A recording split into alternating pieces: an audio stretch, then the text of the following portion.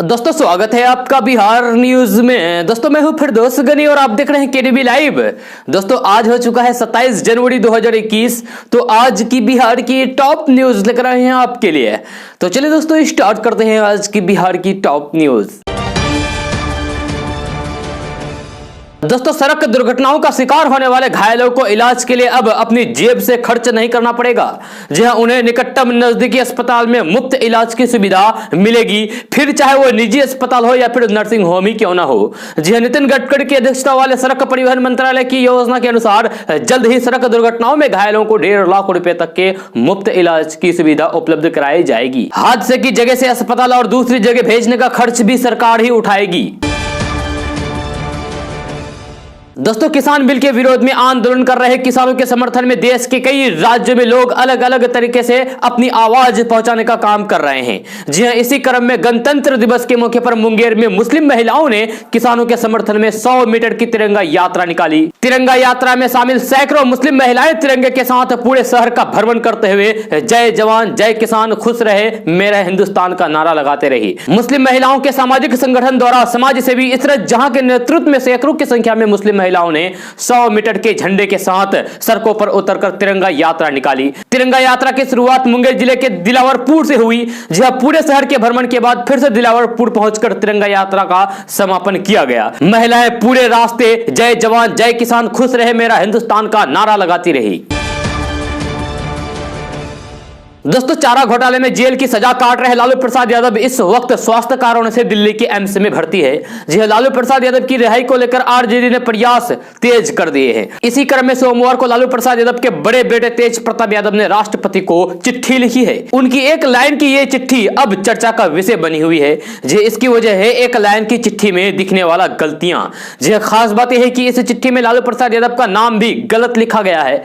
दरअसल तेज प्रताप यादव ने अपने पिता लालू प्रसाद यादव की जेल से रिहा करवाने के लिए राष्ट्रपति से गुहार लगाई है। अपने इस मुहिम का पहला पत्र तेज प्रताप यादव ने खुद लिखा है। जी हां, पोस्ट कार्ड पर लिखे एक पंक्ति के पत्र में कई गलतियां हैं। हद तो यह है कि तेज प्रताप यादव अपने पिता लालू प्रसाद यादव का नाम भी सही ढंग से नहीं लिख पाए। जी हां, तेज प्रताप यादव के एक लाइन के पत्र में कम से कम 5 गलतियां हैं। लालू प्रसाद यादव को लालू लिखा गया है, वही मसीहा वंचित गरीबों मूल्यों जैसे शब्द भी शुद्ध नहीं लिख पाए। बिहार के पूर्व मुख्यमंत्री लालू प्रसाद यादव की रिहाई के लिए सोशल मीडिया पर आरजेडी कार्यकर्ता आवाज उठा रहे हैं। जी हां, इसी बीच लालू प्रसाद यादव की बेटी रोहिणी यादव ने भी राष्ट्रपति को चिट्ठी लिखी है। उन्होंने महामहिम राष्ट्रपति को चिट्ठी लिखकर लालू प्रसाद यादव की रिहाई के लिए निवेदन किया है। दोस्तों कल दिल्ली के कई इलाकों में बवाल करते हुए प्रदर्शनकारी किसान लाल किले में घुस गए। जहां सैकड़ों किसान प्राचीर तक पहुंच गए और यहां ठीक उस जगह पर निशान साहिब और किसान संगठन के झंडे लगा दिए गए जहां पर हर साल स्वतंत्रता दिवस मनाते रहे हैं। इसके बाद कई प्रदर्शनकारी गुंबदों पर चढ़ गए और वहां भी झंडे लगा दिए गए। जहां दिल्ली एनसीआर में लाठीचार्ज और झड़प की खबरों के बीच प्रदर्शनकारी किसान दिल्ली के लाल किले में घुस गए। बड़ी संख्या में किसान लाल किले के आसपास जमा हो गए और नारेबाजी करने लगे। जी हां, बड़ी संख्या में तैनात पुलिसकर्मी ने उन्हें रोकने की कोशिश की लेकिन नाकाम रहे। दोस्तों बिहार में पकड़ुआ विवाह रुक नहीं रहा है। जी हां, पुलिस प्रशासन भी इस मामले में मदमस्त है। बिहार के बेगूसराय मुंगेर बांका खगड़िया मधेपुरा पूर्णिया जहानाबाद जमुई में इस तरीके के जबरन विवाह या फिर पकड़ुआ विवाह को अजीब नहीं माना जाता है। इस महीने में पकड़ुआ विवाह फिर से खबरों में था जब 21 वर्षीय शिवम कुमार का बंदूक के नोक पर अपहरण कर लिया गया था और 7 जनवरी को बिहार के जमुई जिले में एक महिला से शादी करने के लिए मजबूर किया गया था। इसी तरह वैशाली निवासी विकास कुमार का 14 महीने पहले अपहरण कर लिया गया था और शादी के लिए मजबूर किया गया था। इस विवाह के लिए अक्सर योग्य कुंवारे लोगों को अगवा कर लिया जाता है और उन महिलाओं से शादी करने के लिए मजबूर किया जाता है जिनके परिवार दहेज नहीं दे सकते हैं। जी हां, बेगूसराय में 1990 के दशक के शुरुआत में जबरन शादियां इतनी उग्र थी कि 2010 में उन पर एक फिल्म अंतर्द्वंद बनाई गई थी। जी हां, फिल्म ने राष्ट्रीय पुरस्कार भी जीता था। बिहार के कई जिलों में पकड़ुआ विवाह आम है। राज्य अपराध रिकॉर्ड ब्यूरो के अनुसार जनवरी और नवंबर 2020 के बीच राज्य में यानी कि बिहार में 7194 जबरन शादी के मामले दर्ज किए गए। जी हां, 2019 में 10,925, 2018 में 10,310, 2017 में 8,972। जी हां, आपराधिक गिरोह अक्सर पुरुषों का अपहरण करने और फिर उन्हें शादी के लिए मजबूर करने के लिए उपयोग किया जाता है। इन गिरोह के डर के चलते बड़ी संख्या में ऐसे मामले सामने आते रहते हैं। दोस्तों, केंद्र के नए कृषि कानूनों के खिलाफ आंदोलन कर रहे किसानों का दिल्ली में उग्र प्रदर्शन भयानक रहा। जी हां, दिल्ली की सीमाओं से राजधानी दिल्ली में प्रवेश करते ही किसानों के आंदोलन ने उग्र रूप ले लिया। जी हां, किसानों को काबू करने के लिए दिल्ली पुलिस को आंसू गैस छोड़ने के साथ ही लाठीचार्ज भी करना पड़ा। जी हां, इस बीच किसानों के उग्र प्रदर्शन पर अब राजनीतिक बयानबाजी भी होने लगी है। जी हां, दिल्ली में किसानों के बवाल पर कांग्रेस नेता राहुल गांधी ने कहा है कि हिंसा किसी समस्या का हल नहीं है, चोट किसी को भी लगे नुकसान हमारे देश का ही होगा। वहीं कांग्रेस नेता शशि थरूर ने किसानों के प्रदर्शन को दुर्भाग्यपूर्ण बताया और निंदा की है। जी हां, उन्होंने कहा है कि मैंने शुरू से ही किसानों के विरोध का समर्थन किया है, लेकिन मैं अराजकता की निंदा करता हूं। गणतंत्र दिवस पर कोई झंडा नहीं, सिर्फ और सिर्फ पवित्र तिरंगा लाल किले के ऊपर से उड़ना चाहिए। दोस्तों, गणतंत्र दिवस की परेड हो या फिर स्वतंत्रता दिवस की लाल किले से भाषण, प्रधानमंत्री नरेंद्र मोदी अपने लुक को लेकर भी चर्चा में रहते हैं। हर बार राजस्थानी साफा पहने दिखाई देने वाले प्रधानमंत्री नरेंद्र मोदी इस साल गणतंत्र दिवस के परेड में अलग पगड़ी पहने हुए नजर आए। इस साल प्रधानमंत्री नरेंद्र मोदी ने गुजरात के जामनगर की पगड़ी पहनी हुई थी। प्रधानमंत्री नरेंद्र मोदी ने केसरिया रंग में जामनगर की पगड़ी पहनी हुई थी। खास बात यह है कि पगड़ी उन्हें जामनगर के शाही परिवार ने उपहार में दी थी। जामनगर में पगड़ी व्यापारी भक्तिराज सिंह सोरा ने बताया कि प्रधानमंत्री नरेंद्र मोदी ने जो पगड़ी पहनी है वह बांधनी पगड़ी से बनी है, जिसे बंदेज भी कहा जाता है। यह हालार अटियाबाड़ी पगड़ी है और इसे पूरी तरीके से बांध दिया जाता है। जी हां, साथ ही उन्होंने बताया कि इस पगड़ी का एक खास रंग है। दोस्तों, अगर आपके बैंक खाते में पर्याप्त बैलेंस नहीं है, ऐसे में आप एटीएम पर जाते हैं और अपने एटीएम से कैश निकालने की कोशिश या फिर डेबिट कार्ड से पेमेंट करते हैं, तो फिर बैंक आपसे चार्जेज वसूलता है। जी हां, ये चार्ज पेनल्टी के तौर पर आपसे वसूले जाते हैं। जी हां, इन्हीं को ट्रांजैक्शन डिक्लाइन फीस कहते हैं। अब इन्हें खत्म करने की बात कही जा रही है। जी हां, 3 से 5 फरवरी को आरबीआई की मौद्रिक नीति समिति यानी कि एमपीसी बैठक करने वाली है। All India bank depositors association of India ने भारतीय रिजर्व बैंक यानी कि आरबीआई से डेबिट कार्ड पर ट्रांजैक्शन डिक्लाइन फीस खत्म करने की मांग की है। जी हां, आरबीआई पॉलिसी बैठक से पहले आरबीआई के गवर्नर शक्तिकांत दास से संगठन ने यह मांग की है। एसोसिएशन ने इस चार्ज को अनुचित कर दिया है। जी हां, एसोसिएशन ने कहा है कि डिजिटल तरीके से भुगतान करने वाले ग्राहक पर इस तरीके की भारी भरकम पेनल्टी लगाना यह गैर वाजिब है। लोग इसके चलते डिजिटल पेमेंट से दूरी बनाते हैं। यह बात उन लोगों के मामले में ज्यादा लागू होती है जो कमजोर तबके से लोग आते हैं। जी हां, इनके खातों में हमेशा पर्याप्त बैलेंस नहीं होता है। एसोसिएशन ने कहा है कि यह चार्ज न केवल अनुचित है बल्कि ट्रांजैक्शन डिक्लाइन के भी सिद्धांतों के खिलाफ है। दोस्तों, 72वें गणतंत्र दिवस की पूर्व संध्या पर सोमवार को गृह मंत्रालय द्वारा राष्ट्रीय पुरस्कारों की घोषणा की गई। इस सम्मान में बिहार की 5 हस्तियों को पद्म विभूषण और फिर पद्मश्री से नवाजा गया, जिनमें दिवंगत पूर्व केंद्रीय मंत्री रामविलास पासवान को मरणोपरांत पद्म भूषण सम्मान के लिए नामित किया गया है। जी हां, लोक सेवा में अच्छा काम के लिए उन्हें यह सम्मान दिया जा रहा है। केंद्र सरकार की ओर से पद्म सम्मान के लिए जारी सूची के अनुसार इस बार बिहार के 5 लोगों को पुरस्कार के लिए नामित किया गया है, जिनमें दिवंगत रामविलास पासवान को पद्म भूषण के अलावा स्वर्ग मृदुला सिन्हा समेत 4 लोगों को पद्मश्री सम्मान से सम्मानित किया जाएगा। जी हां, पद्मश्री सम्मान पाने वाले बिहारियों में चिकित्सक डॉक्टर दिलीप कुमार सिंह, मधुबनी पेंटिंग की कलाकार दुलारी देवी और कलाकार रामचंद्र मांझी शामिल है। आपको बता दें कि इस साल मार्च महीने में इन हस्तियों को राष्ट्रपति भवन में आयोजित होने वाले समारोह में पद्म सम्मान प्रदान किया जाएगा। जी हां, देश भर के कुल 119 हस्तियों को पद्म सम्मान मिला है। इनमें 7 हस्तियों को पद्म विभूषण, 10 को पद्म भूषण और 102 को पद्मश्री मिला है। जी हां, सम्मान पाने वाले 29 महिलाएं भी है। दोस्तों, देश कल गणतंत्र दिवस की 72वीं वर्षगांठ का जश्न मनाया है। सरकारी कार्यालयों, राजनीतिक पार्टी दफ्तरों, प्रतिष्ठानों में तिरंगा फहराकर गणतंत्र दिवस मनाया गया। हालांकि कोरोना काल की वजह से इस साल गणतंत्र दिवस के कार्यक्रमों का बड़े स्तर पर आयोजन नहीं किया गया। इस बीच आरएसएस प्रमुख मोहन भागवत ने गुजरात के अहमदाबाद में आरएसएस के दफ्तर में तिरंगा फहराया। यहां मोहन भागवत ने कहा कि सबको अपनाना और त्याग, संयम पूर्वक जीवन जीना और सत्कर्म करते हुए सतत मंगल करना यह अपने देश का प्रायोजन है। यह सबको जोड़ते हुए अपने देश को बड़ा करना पड़ेगा।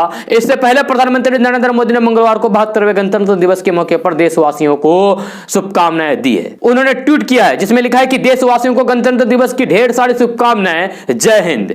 वहीं इससे पहले गणतंत्र दिवस पर दिल्ली के सीएम अरविंद केजरीवाल ने अपने संदेश में कहा है कि कोरोना वॉरियर्स, सफाई कर्मचारी, जवान और किसान इस गणतंत्र दिवस देश के इन नायकों को सलाम करता है। उन्होंने कहा है कि सभी देशवासियों को गणतंत्र दिवस की शुभकामनाएं।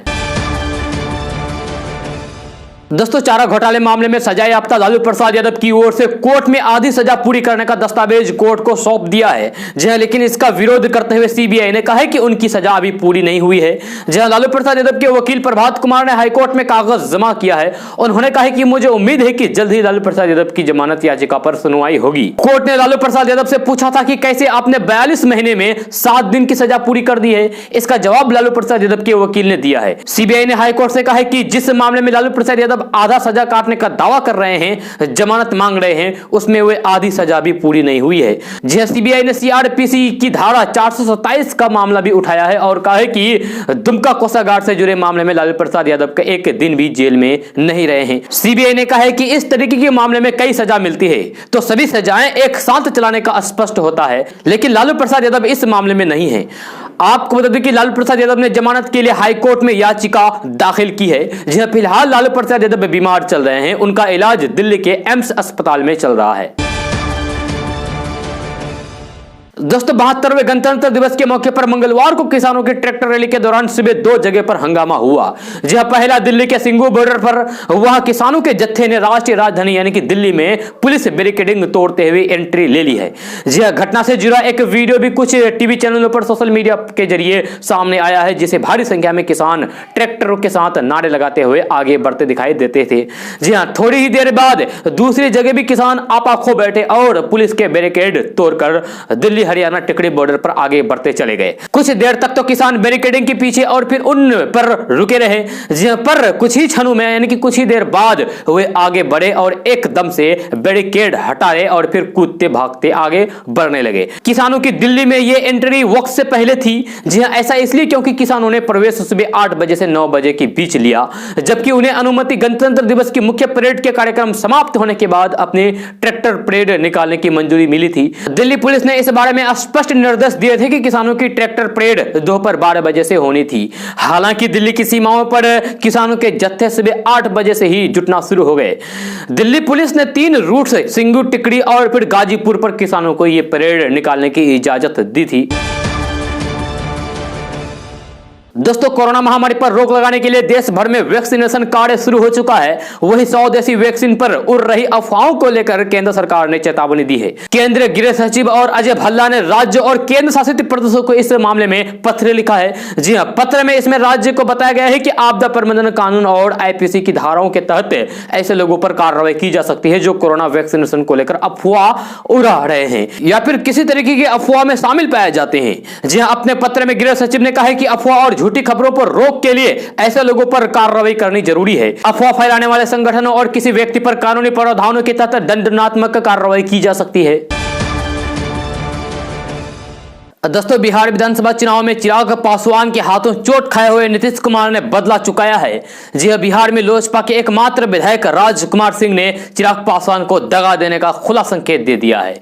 जी हां, राजकुमार सिंह ने कहा है कि बिहार में एनडीए मतलब नीतीश कुमार और वे नीतीश कुमार के साथ हैं। राजकुमार सिंह ने कहा है कि चिराग पासवान नीतीश कुमार पर जो आरोप लगाते हैं वे उसके बारे में मीडिया को चिराग पासवान से ही पूछना चाहिए। हालांकि राजकुमार सिंह फिलहाल जेडीयू में शामिल नहीं हुए हैं। जी हां, बिहार में लोक जनशक्ति पार्टी के इकलौते राजकुमार सिंह सोमवार को एक किताब के विमोचन समारोह के बहाने जेडीयू नेता और राज्य सरकार में मंत्री अशोक चौधरी के घर पहुंच गए। यह किताब का विमोचन होने के बाद मीडिया ने घेरा और पूछा कि क्या वे जेडीयू के साथ आ गए हैं। तो लोजपा विधायक ने कहा कि हम एनडीए के साथ हैं, हम शुरू से ही एनडीए के साथ हैं। बिहार में एनडीए का मतलब नीतीश कुमार और केंद्र में एनडीए का मतलब नरेंद्र मोदी, हम इन्हीं दोनों के साथ हैं। दोस्तों, देश में स्टील और सीमेंट की बढ़ती कीमतों को लेकर केंद्रीय मंत्री नितिन गडकरी ने एक बड़ा बयान दिया है। जी हां, नितिन गडकरी ने स्टील और सीमेंट का विकल्प तलाशने की जरूरत पर जोर दिया है ताकि कीमतों में कमी लाई जा सके। जी हां, नितिन गडकरी ने कहा है कि उन्होंने भारतीय प्रौद्योगिकी संस्थान के कुछ लोगों से सीमेंट और स्टील के विकल्पों पर शोध करने के लिए कहा है। नितिन गडकरी ने कहा है कि स्टील की कीमतों में पिछले 6 महीनों में 65% की वृद्धि हुई है और ऐसे में सस्ता विकल्प उपलब्ध होने पर स्टील और सीमेंट की दरें घटेगी। नितिन गडकरी ने यह बात ऐसे समय में कही है जब देश की सीमेंट और स्टील इंडस्ट्री पर सांठगांठ के आरोप लग रहे हैं। जहां हाल ही में नितिन गडकरी ने भी कहा था कि इन इंडस्ट्रीज में आपसी सांठगांठ है और सीमेंट फैक्ट्रियां रियल एस्टेट सेक्टर की मौजूदा स्थिति का फायदा उठा रही है। जी हां, नितिन गडकरी ने एक कार्यक्रम में कहा था कि सीमेंट फैक्ट्रियां स्थिति का फायदा उठा रही है, यह राष्ट्र हित में नहीं है।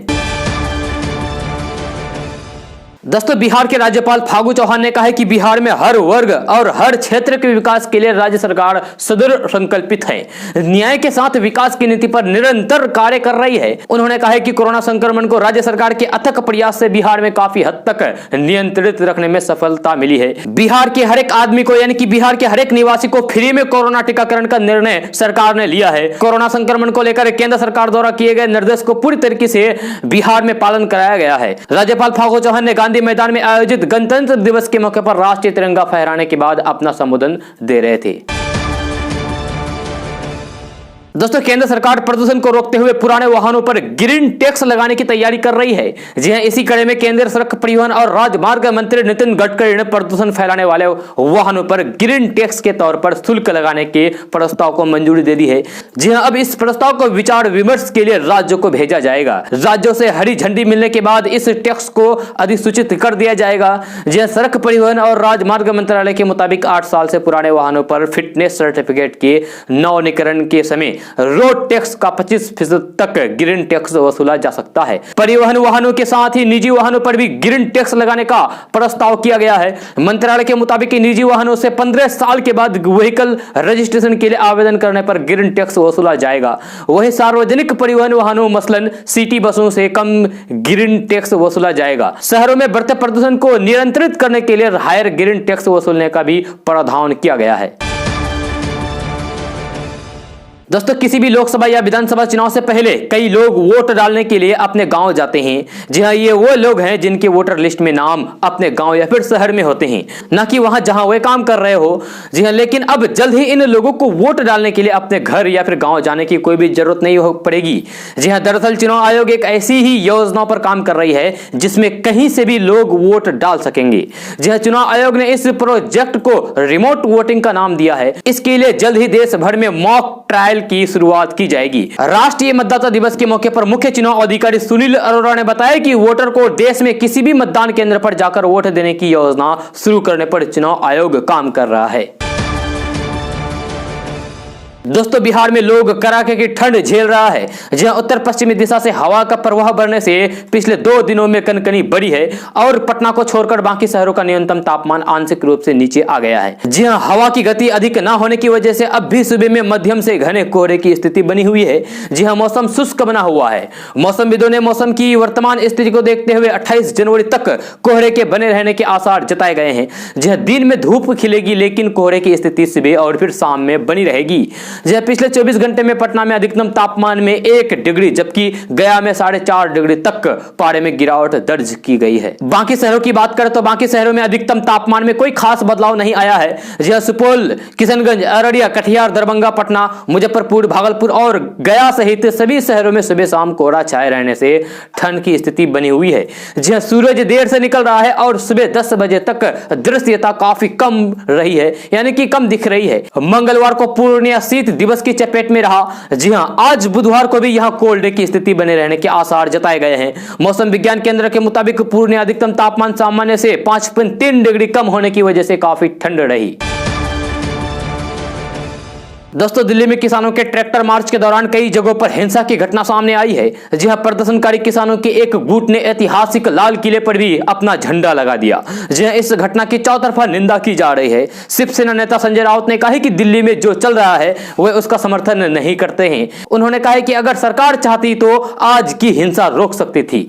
दिल्ली में जो चल रहा है उसका समर्थन कोई भी नहीं कर सकता है। कोई भी हो, लाल किला और फिर तिरंगा का अपमान सहन नहीं करेंगे। लेकिन माहौल क्यों बिगड़ गया है? सरकार किसान विरोधी कानून रद्द क्यों नहीं कर रही है? क्या कोई अदृश्य ताकत राजनीति कर रहा है? दोस्तों, कल जेडीयू के राष्ट्रीय अध्यक्ष आरसीपी सिंह ने कहा है कि हर वर्ग तक पार्टी का विचार पहुंचाया जाएगा। उन्होंने कहा है कि विचार में जब तक धार होगी तभी तक कोई भी पार्टी चलेगी। विचारों से संघर्ष शुरू से ही होता आ रहा है, इसीलिए जरूरी है कि अपनी विचारधारा को मजबूत करते हुए उसे जन जन तक पहुंचाया जाए। इसी मकसद से जेडीयू संधान नाम से मासिक मुख्य पत्र प्रकाशित किया जा रहा है। दोस्तों, इंडो इस्लामिक कल्चर फाउंडेशन ने अयोध्या के धन्नीपुर में मिली जमीन पर बाबरी मस्जिद की सांकेतिक शुरुआत कर दी है। जी हां, सबसे पहले गणतंत्र दिवस के दिन भारत का झंडा फहराया गया और राष्ट्र गीत गाया गया। इसके बाद फाउंडेशन के सभी 9 सदस्यों ने एक एक पौधारोपण किया और बाबरी मस्जिद की सांकेतिक शुरुआत की। जी हां, यहां पर बाबरी मस्जिद के अलावा एक लाइब्रेरी, एक रिसर्च सेंटर और कम्युनिटी किचन भी बनाया जाएगा। इस किचन में किसी को भी भोजन करने की इजाजत होगी और इसकी क्षमता प्रतिदिन 1000 लोगों की होगी। जी हां, मस्जिद की सांकेतिक शुरुआत के मौके पर राम मंदिर आंदोलन से जुड़े कुछ मुस्लिम वर्ग के लोगों के साथ साथ वे हिंदू भी शामिल थे, जिन्होंने राम मंदिर आंदोलन के लिए संघर्ष किया था। यही अयोध्या की खूबसूरती है और यही अयोध्या की तहजीब भी है। जी हां, गणतंत्र दिवस के दिन अयोध्या की खूबसूरती को और 4 चांद लगा गए। यह तारीख अयोध्या की तारीख के रूप में सुनहरे माइलस्टोन के रूप में दर्ज की गई। दोस्तों, बिहार में पंचायत चुनाव से पहले आरजेडी से पूर्व सांसद रहे सीताराम यादव बीजेपी ज्वाइन करेंगे। जी हां, सीताराम यादव एक वक्त लालू प्रसाद यादव के बेहद करीबी नेताओं में से एक रहा है। जी हां, और वह बिहार के सीतामढ़ी सीट से सांसद और 3 बार विधायक रह चुके हैं। पंचायत चुनाव से पहले आरजेडी के लिए यह झटका साबित हो सकता है। मिली जानकारी के अनुसार सीतामढ़ी से 2 बार सांसद और पुपरी से 3 बार विधायक रह चुके आरजेडी के गद्दार नेता सीताराम यादव भाजपा में शामिल हो सकते हैं। आज 27 जनवरी को वह अपने हजारों समर्थकों के साथ पटना में स्थित भाजपा के प्रदेश कार्यालय में पार्टी की सदस्यता ग्रहण करेंगे। दोस्तों, बिहार के मुख्यमंत्री नीतीश कुमार ने 2 दिन पहले जननायक कर्पूरी ठाकुर की जयंती के अवसर पर जनता दल यूनाइटेड यानी कि जदयू के कार्यालय में जदयू अति पिछड़ा प्रकोष्ठ की ओर से आयोजित समारोह को संबोधित कर रहे थे। इस दौरान एक तरफ उन्होंने इशारों में बड़ी बातें कह दी, वहीं दूसरी तरफ नीतीश कुमार ने कहा कि नई तकनीक का सदुपयोग करना चाहिए, इसका दुरुपयोग ना हो। दरअसल सीएम नीतीश कुमार को इस बात का भी डर है कि उन्हें अपने कार्यकाल के बीच में ही हटाया जा सकता है। इस बात का इशारा उन्होंने कर्पूरी ठाकुर जयंती पर किया है। नीतीश कुमार ने कहा है कि कर्पूरी ठाकुर ने मुख्यमंत्री रहते हुए सबके लिए काम किया तो उन्हें 2 वर्ष बाद ही हटा दिया गया। वे भी सबके लिए काम करते रहे हैं, लेकिन कभी कभी सबके हित में काम करने से कुछ लोग नाराज हो जाते हैं। मुख्यमंत्री नीतीश कुमार ने कहा है कि कुछ लोग सिर्फ सत्ता का सुख लेना चाहते हैं, उनके लिए सत्ता का मतलब है लोगों की सेवा करना। लोगों की सेवा करना ही उनका धर्म है। वह लोगों के लिए लगातार काम करते रहते हैं, उन्होंने किसी की भी अपेक्षा नहीं की है। बिहार आगे बढ़ रहा है और निरंतर आगे बढ़ेगा।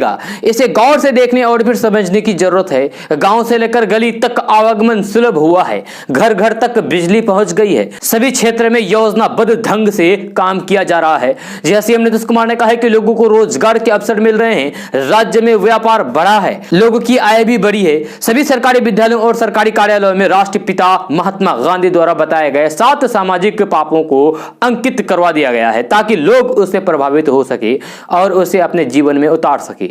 उन्होंने कहा कि कुछ लोगों को मेरी आलोचना करने में प्रचार मिलता है, उन्हें प्रचार मिलता रहे, मेरी शुभकामनाएं हैं। समाज में प्रेम, भाईचारा और सद्भाव के साथ सभी लोग एकजुट होकर रहें तो बिहार और तेजी से आगे बढ़ेगा।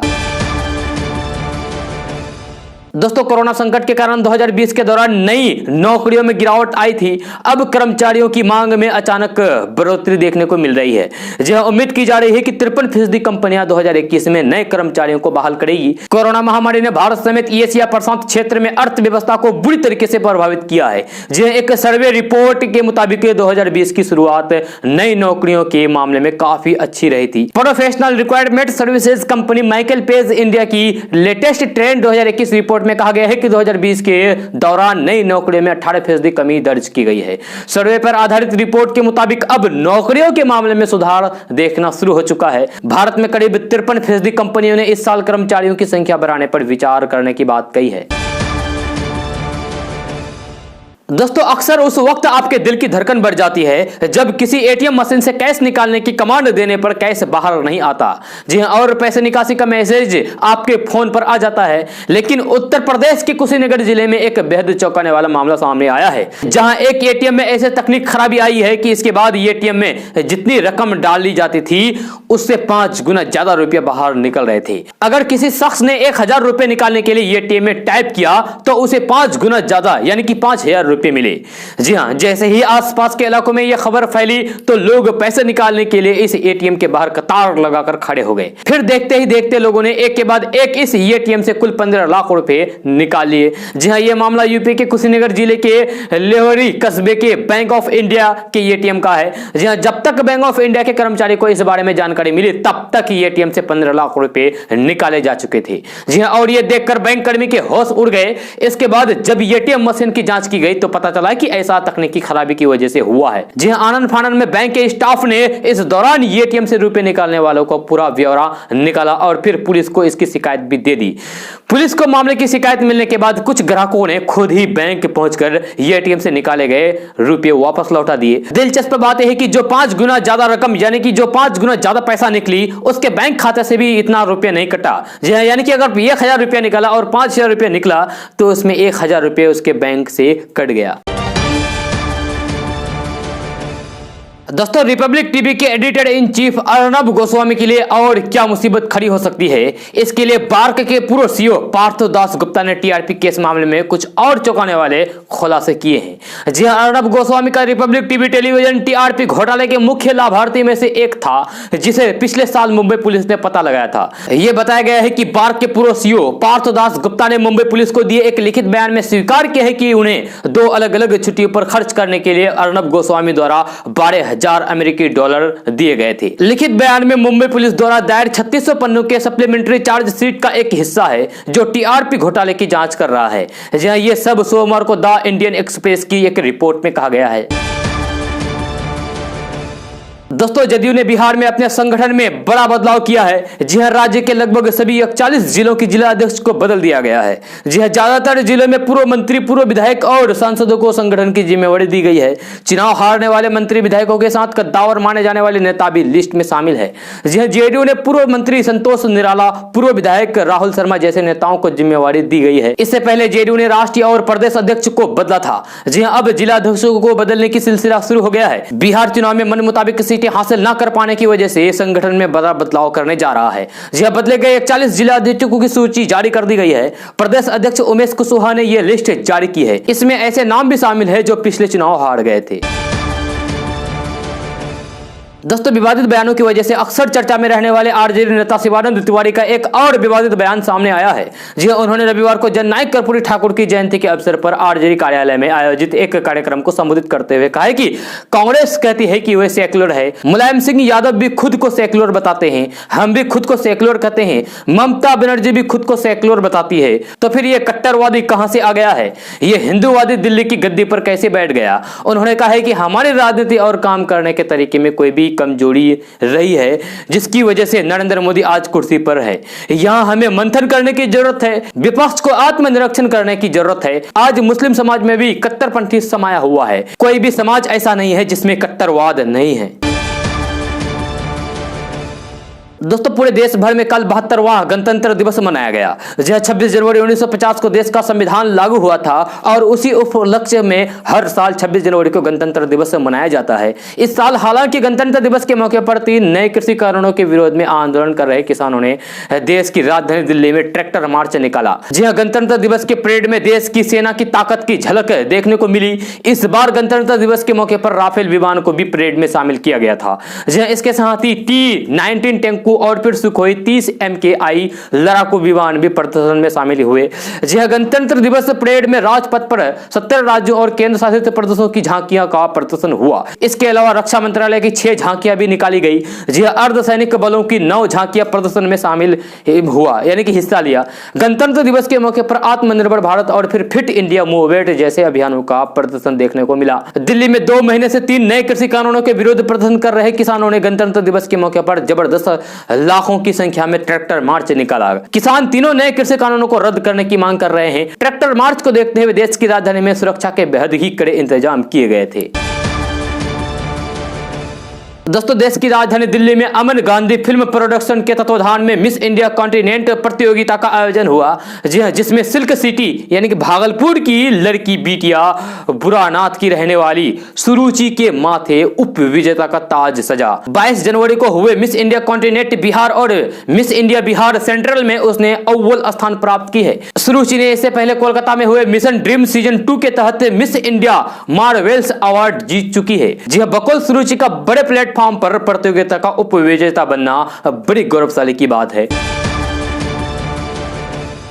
दोस्तों बिहार विधानसभा चुनाव 2020 के बाद पहली बार प्रमुख राजनीतिक दलों में संगठनिक फेरबदल का दौर शुरू हो गया है। इसकी शुरुआत जदयू ने बिहार में अपने जिला अध्यक्षों को बदलते हुए की है और अब भाजपा ने भी इस दिशा में महत्वपूर्ण कदम उठाया है। जी हां, भारतीय जनता पार्टी ने बिहार के सभी जिलों के प्रभारियों की नियुक्ति की है। इसका मकसद जिलों के संगठन को मजबूत करना है। जी हां, बिहार विधानसभा चुनाव 2020 में बिहार के कई जिलों में भाजपा का खाता भी नहीं खुल सका। जी हां, इन जिलों में पार्टी विशेष ध्यान देकर स्थिति मजबूत करने का प्रयास करेगी। दोस्तों आज का न्यूज़ बस यहाँ तक। कैसा लगा जरूर अपना सुझाव दीजिएगा नीचे कमेंट बॉक्स में कमेंट करके। अगर आप नए आए इस चैनल पर तो फिर चैनल को सब्सक्राइब करके बेल आइकन को भी प्रेस कर दीजिए और साथ में वीडियो को लाइक कीजिए, अपने दोस्तों के साथ शेयर भी कीजिए। तो चलो दोस्तों फिर मिलते हैं अगली वीडियो में। जय हिंद, जय बिहार।